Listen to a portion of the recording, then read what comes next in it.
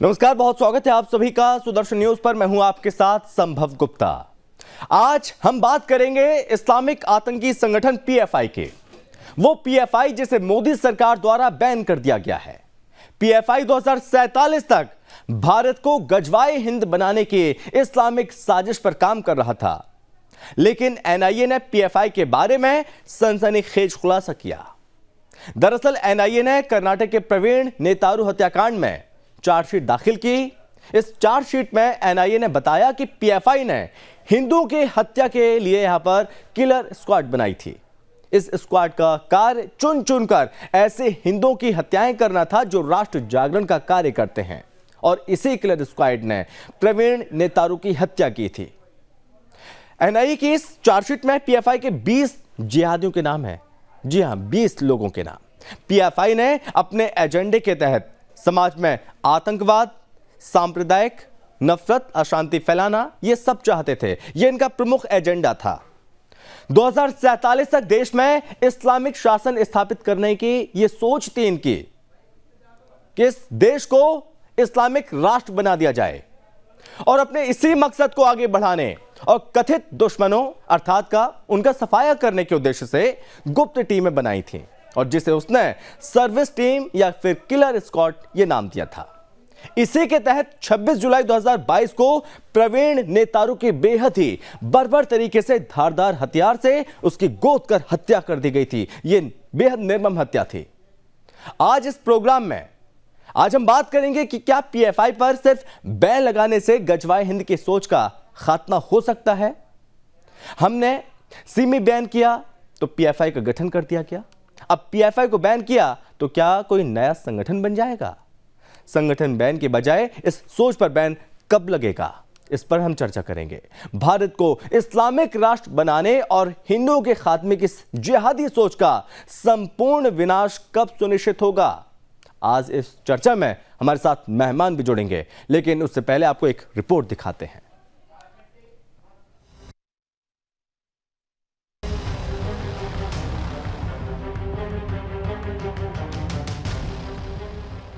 दो 2047 तक गजवाए हिंद की इस्लामिक साजिश, हिंदुओं की हत्या का लक्ष्य रखने वाला किलर स्क्वाड, इस्लामिक आतंकी संगठन पीएफआई का द किलर स्क्वाड, एनआईए का पीएफआई पर भंडाफोड़। इस्लामिक आतंकी संगठन पॉपुलर फ्रंट ऑफ इंडिया पर वैसे तो गृह मंत्रालय ने बैन लगा दिया, लेकिन क्या आप जानते हैं कि बैन लगने से पहले यह इस्लामिक आतंकी संगठन एक बहुत बड़ी साजिश को अंजाम देने की फिराक में था। अपने खतरनाक मंसूबों को अंजाम तक पहुंचाने के लिए हिंदुओं को टारगेट कर मारने के लिए कई टीमों का गठन किया था, जिसे सर्विस टीम या फिर किलर स्क्वाड का नाम दिया गया। कर्नाटक के हिंदूवादी नेता प्रवीण नेतारू की हत्या मामले में दायर चार्जशीट में एनआईए द्वारा किया गया खुलासा है। ये एनआईए ने अपनी एक जांच में खुलासा किया और दावा किया कि पीएफआई का एजेंडा आतंक, सांप्रदायिक नफरत और समाज में अशांति पैदा करना था। जांच में सामने आया कि प्रतिबंधित संगठन का एजेंडा 2047 तक भारत में इस्लामिक शासन स्थापित करना था। कर्नाटक में 26 जुलाई 2022 को बीजेपी के यूथ विंग के कार्यकर्ता प्रवीण नेतारू की हत्या मुस्लिम कट्टरपंथियों द्वारा की गई थी। इस हत्याकांड की जांच कर रही एनआईए की टीम ने पॉपुलर फ्रंट ऑफ इंडिया के 20 मेंबर्स के खिलाफ कोर्ट में चार्जशीट दाखिल कर दी है। जांच के दौरान एनआईए के सामने और भी चौंकाने वाले तथ्य सामने आए हैं। एनआईए के अनुसार कर्नाटक के दक्षिण कन्नड़ जिले के बेल्लारे गांव में समाज में आतंक फैलाने और लोगों में डर पैदा करने के इरादे से ये हत्या की गई थी। एनआईए की माने तो पीएफआई के सदस्यों और नेताओं द्वारा बेंगलुरु शहर, सुलिया टाउन और बेल्लारे गांव में पूरी घटना की साजिश रची गई थी। ऐसे में सवाल उठता है कि क्या केवल बैन कर देने से ही पीएफआई की जड़ें खत्म हो चुकी हैं?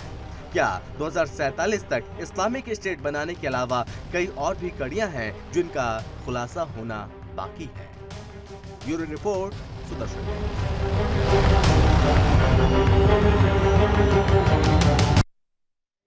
तो आपने इस रिपोर्ट में जाना कि किस तरह से पीएफआई अपने एजेंडे को ये सोच रहा था और अपने इन जो टीम में स्क्वाड थी जो गुप्त टीम बनाई थी, उसे ये सब काम करवा रहा था। गजवाए हिंद का सपना पाले बैठा था। जो हिंदू हैं उनकी हत्या करवाने का पूरा प्लान था। इस पूरे मामले में लगातार कई खुलासे हो रहे हैं, लेकिन इस बीच कई चीजों को समझना अभी बहुत ज्यादा जरूरी है। चर्चा करेंगे, हमारे साथ मेहमान भी जुड़ गए हैं। सबसे पहले परिचय करवाते हैं, हमारे साथ हैं हनुमानगढ़ी महंत राजूदास जी महाराज। महंत जी, बहुत स्वागत है आपका। पूर्व डीजीपी हैं मैथिली शरण गुप्त जी। मैथिली शरण गुप्त जी, आपका बहुत स्वागत है। और साथ ही साथ हमारे साथ उलेमा फाउंडेशन प्रवक्ता हैं सैयद अली मेहंदी जी। सैयद भाई, बहुत स्वागत है आपका भी। सैयद भाई, सबसे पहले आपसे, पीएफआई पर बैन तो लग गया, लेकिन खुलासे हो रहे हैं और जो आए दिन घटनाएं सामने आ रही हैं, उससे यही लगता है कि भले ही पीएफआई पर बैन लग गया, लेकिन सोच पर बैन नहीं लगा। वो सोच अभी भी खत्म नहीं हुई है।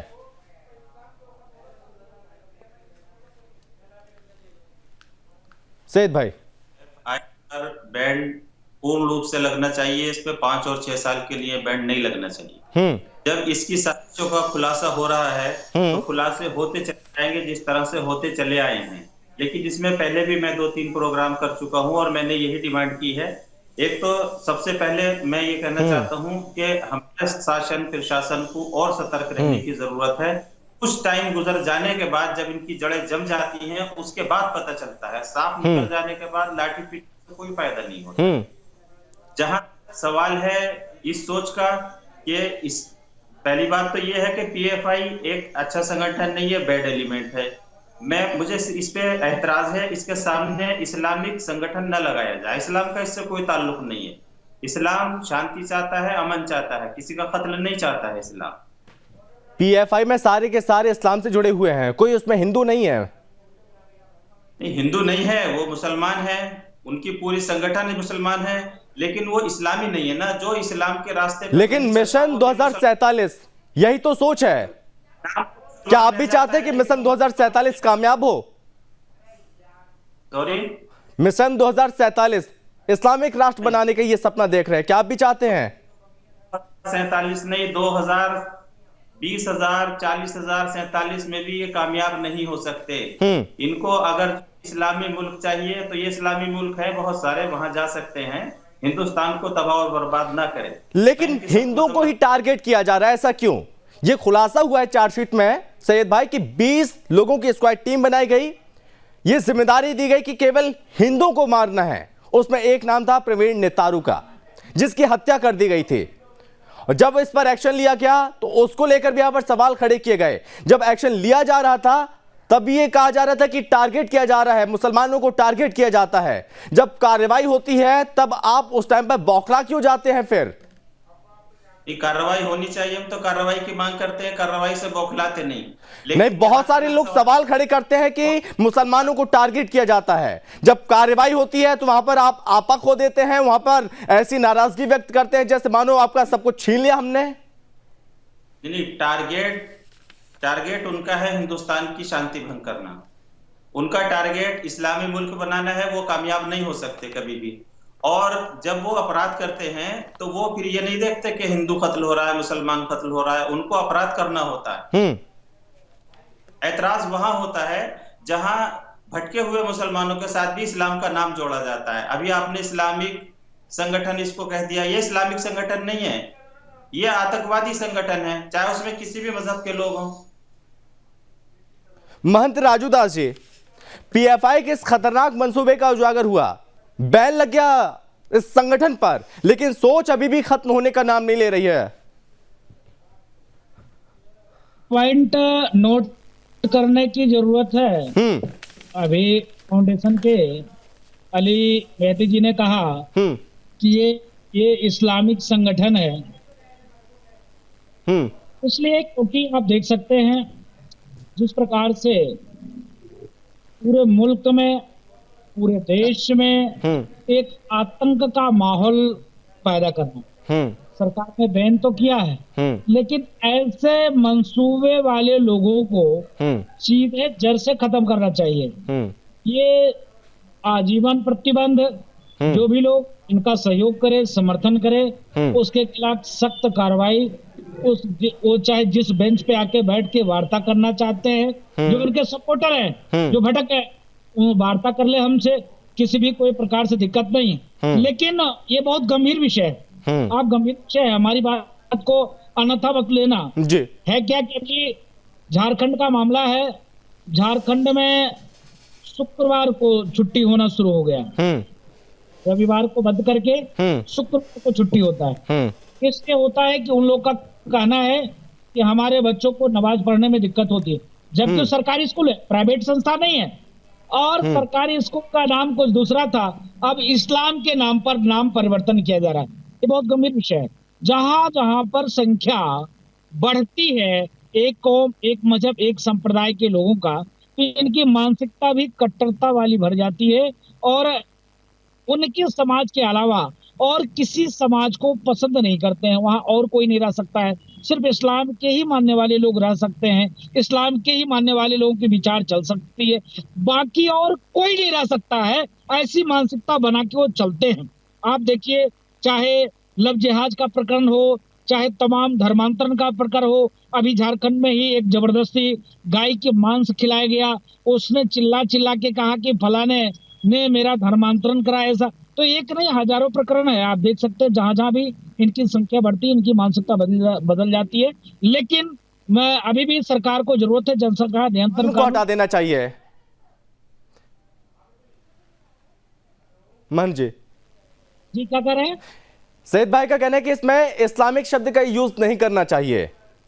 नहीं तो मैं भाई से पूछना चाहता हूँ, हाँ। धर्म के आधार पर देश का बंटवारा हुआ, हिंदू हिंदुस्तान में रहेंगे, मुस्लिम पाकिस्तान में चले जाएंगे। हाँ। लेकिन नहीं, हिंदुस्तान की खूबसूरती सबको गले लगाया। हाँ। यहाँ संविधान हमको अधिकार देता है, जो जिस पद्धति को मानने वाला है हाँ। उस पद्धति से पूजा पाठ कर सकता है, जो जिस मजहब का मानने वाला है वो अपनी भाव रख सकता है। यहाँ तो इतनी छूट है कि देवी देवताओं को भी लोग गाली देते हैं, लेकिन इस्लाम के बारे में अगर किसी ने बोल दिया तो सरधर से अलग हो जाता है। सिर्फ ये सनातन में छूट है। ये मैं इसलिए कह रहा हूँ, इस्लाम शब्द का प्रयोग इसलिए किया क्योंकि मैं इनसे पूछना चाहता हूँ, पूरे देश में तमाम आतंकी गतिविधियां हुई, 100% इस्लाम के मानने वाले लोग पकड़े गए, लेकिन हमने ये कभी नहीं कहा कि पूरा इस्लाम आतंक है। इसके नाते पीएफआई का जो मंशा है, वो जो पीएफआई का मंशा है, उस मंशा के अनुरूप मुझको मजबूरन इस्लाम का नाम लेना पड़ा। जी सैयद भाई। रिस्पेक्टेड ये महंत जी, राजू दास जी, मैं ये कहना चाहता हूं कि एक डिबेट आप जनसंख्या पे भी रखें और एक धर्म के नाम बंटवारे पे भी रखें, क्योंकि जिस बार भी डिबेट में आते हैं राजू दास जी ये दो मुद्दे जरूर उठाते हैं। अब रहा सवाल इस बात का कि आतंकी मुसलमान ही क्यों पकड़े जाते हैं। आतंकी मुसलमान होते हैं सभी मजहबों के, अच्छे और बुरे एलिमेंट दोनों जगह होते हैं। जब अमेरिका में बम विस्फोट होता है तो वहां टेररिस्ट जो है वो ईसाई भी होते हैं, वहां यहूदी भी होते हैं, सभी तरह के मुल्क के होते हैं। नेपाल में कोई अपराध होता है वहां नेपाली होते हैं, हिंदुस्तान में कोई होता है वहां पर इस्लामिक होते हैं, और जब मुसलमान मुल्कों में होता है तो वहां मुसलमान ही टेररिस्ट होते हैं, वहां ईसाई तो जाएगा नहीं, वहां हिंदू भाई तो जाएगा नहीं। हूं कि ये पूरी रणनीति ही गलत है। हमें किसी ऑर्गेनाइजेशन को टेररिस्ट घोषित करते हैं और उसे हम इस्लामिक या कोई नाम देके उसे देखा जाए तो पूरी कम्युनिटी को उसको पीछे खड़ा होने देते हैं। तो सैयद अली जी की पहली बात से तो मैं ये सहमत हूँ कि हमें हिंदू और इस्लाम इन दोनों नामों से बचना चाहिए, क्योंकि वो टेररिस्ट ऑर्गेनाइजेशन है, उन्हें एक कम्युनिटी का लाभ नहीं मिलना चाहिए, पहली बात। दूसरी बात मैं ये कहना चाहता हूँ कि जो टेररिस्ट ऑर्गेनाइजेशन है, आप एक नाम देते हैं, वो अगले दिन उस नाम को बदल देते हैं। हमें जो है ये अधिकार बहुत नीचे लेवल पे दे देना चाहिए। नंबर 2। नंबर 3 है, हमें भारत के हर नागरिक को सेल्फ डिफेंस के तहत 7 परिस्थितियों में मौत कायद करने का हक है। तो हमें लोगों के ऊपर इनाम घोषित करके सेक्शन 100 आईपीसी के तहत ऐसे खतरनाक आतंकवादियों को शूट करने का अधिकार आम आदमी को दे देना चाहिए। मैं आपको गारंटी से कह रहा हूं, कोई ना आतंकवादी संगठन होगा, ना हिंदू आतंकवादी होगा, ना इस्लामिक आतंकवादी होगा। और हम तो यहाँ तक कह रहे हैं, एक बहुत महत्वपूर्ण बात कह रहे हैं जो आज तक कभी किसी ने नहीं कही है, कि हमें right to information section 25 article 25 के तहत एक छोटा सा 4 सेक्शन का एक एक्ट बनाना चाहिए, जिसमें भी आर्टिकल 25 का वायलेशन करे वो संज्ञेय अपराध होगा, वह अजमानती होगा और कोर्ट केवल एक ही परिस्थिति में जमानत दे पाएगी जब वो रिपोर्ट गलत हो। यदि रिपोर्ट सही है तो उस व्यक्ति को जब तक केस का निकाल नहीं हो जाता है उसको जमानत नहीं मिलेगी। ठीक, 45 दिन के अंदर क्राइम फ्री भारत का एक टेक्नो इंजन है जिसके तहत 3 दिन से 30 दिन के अंदर न्याय मिल जाएगा। यदि हो सकता है तो उसे अडॉप्ट किया जाए और देखिए मैथिली शरण सर दिया जाए। मैथिली शरण सर राय तो सब देते हैं, बहुत महत्वपूर्ण पॉइंट जी, राय तो सब देते हैं, आप भी बोल रहे हैं ऐसा होना चाहिए, नए कानून बनने चाहिए, लेकिन उस पर अमल नहीं हो पाता है। सर देखिए कार्रवाई भी होती है, हम देखते हैं सर कार्रवाई भी होती है, लेकिन वो सोच खत्म नहीं हो पाती, वो सोच पैदा ही नहीं होगी। महंत जी आ रहा हूं मैं जी, जो है तो थोड़े से संयम के साथ, जस्ट ए मिनट, मुझे एक लास्ट पॉइंट कह लेने दीजिए। इसमें चौथे प्रावधान की जरूरत है कि जिसके विरुद्ध अपराध सिद्ध पाया जाएगा उसकी पूरी संपत्ति जब्त कर ली जाएगी और जो ऑर्गेनाइजेशन उसे सपोर्ट कर रही है उनकी संपत्ति भी जब्त कर ली जाएगी। इन 4 प्रावधानों के साथ मैं आपको गारंटी लेता हूं ना तो जो है ना इस्लामिक आतंकवाद होगा ना हिंदू आतंकवाद होगा, सब लोग शांति से एक छत के नीचे रह पाएंगे और भारत के विकास की बात कर पाएंगे। कई बार ये राजनीतिक एजेंडा भी है कि इस तरीके की जो है भय पैदा किया जाए और भय पैदा करके जो है राजनीतिक लिया जाए, ये राजनीतिक दुष्टता है। हमें राजनीतिक दुष्टता से उठ के एक राष्ट्रीयवाद की सोच लाना चाहिए, एक सशक्त कानून बनाना चाहिए। मैं आपको गारंटी देता हूं कि ना इस्लामिक आतंकवाद होगा, ना हिंदूवाद होगा, ना क्रिश्चियन आतंकवाद होगा, ना और किसी धर्म का आतंकवाद होगा। सब लोग जो है आर्टिकल 25 के तहत जहां जिसको मोक्ष दिखाई देता है उस धर्म का वो पालन करे, उस धर्म का प्रचार कर सकता है, लेकिन उसे ये कहने की इजाजत नहीं है कि मेरा धर्म नहीं मानोगे तो तुम काफिर हो, मैं तुम्हारा सिर धड़ से जुदा कर दूंगा और मुझे जन्नत भी मिलेंगी और 72 हूरें भी मिलेंगी।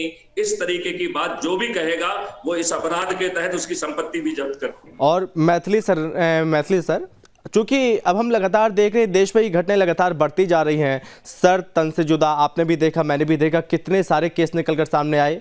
श्रद्धा जैसे मामले एक नहीं कई मामले निकलकर सामने आए, जैसे श्रद्धा के साथ क्या किया वो तमाम मामले से सामने निकल कर आए। उसमें हमने देखा मुसलमान उसमें ही शामिल रहे हैं, उनकी सोच क्या थी, यही इन चीजों को समझने की बहुत ज्यादा जरूरत है कि इनके दिमाग में क्या भरा हुआ है। देखिए मैं आपको बहुत साधारण बात बता रहा हूं जी सर, कि ये चीजें एक दिन में पैदा नहीं होती हैं। इसके पीछे वेबसाइट्स हैं, पीछे डीप जो है ना वेबसाइट्स हैं, जो डार्क वेबसाइट्स कहते हैं, वो हैं जहाँ पे बहुत सारा मटेरियल परोसा जाता है। हमारा प्रोएक्टिव इंजन उसको समय पे आइडेंटिफाई करके जेल में क्यों नहीं डाल रहा है? और आर्टिकल जो सेक्शन 100 के तहत लोगों को अधिकार दो, उन पे इनाम घोषित कर दो और उनको शूट करने का अधिकार दो, जो कि हर भारतीय के पास हुआ। यानी कि आप ये दीर्घकालीन उपाय बता रहे हैं। जी ठीक है, सैयद भाई आप कुछ बोल रहे थे, बोलिए। नहीं है, 4 सेक्शन का एक्ट बनाना एक दिन में पारित हो सकता है। ठीक, यदि लगे तो विशेष अधिवेशन बुला लिया जाए, कोई दीर्घकालिक नहीं है, इससे अल्पकालिक कोई चीज ही नहीं हो सकती। इसमें मैं ये इंक्लूड करना चाहूंगा कि मिशन 2047, आपको लगता है जो ये सपना देखा जा रहा है गजवाए हिंद का, इस्लामिक राष्ट्र का, ये सिर्फ व्यवहारिक है, प्रैक्टिकल भी है, या फिर केवल ये प्लान डराने के लिए है? बहुत अच्छी बातें इसमें कहीं और अच्छे सुझाव ना हमारी मीडिया सुनना चाहती है ना हमारे यहाँ इसको एक्सेप्ट किया जाता है। उन्होंने बहुत अच्छी बात कही कि किसी भी मजहब का नाम उससे ना जोड़ा जाए। मैथिली सर ने कई मर्तबा हिंदू आतंकवाद कहा, मैं तो ये भी नहीं कह सकता, अगर जो मैं ये कहूंगा तो अभी नया विवाद खड़ा हो जाए।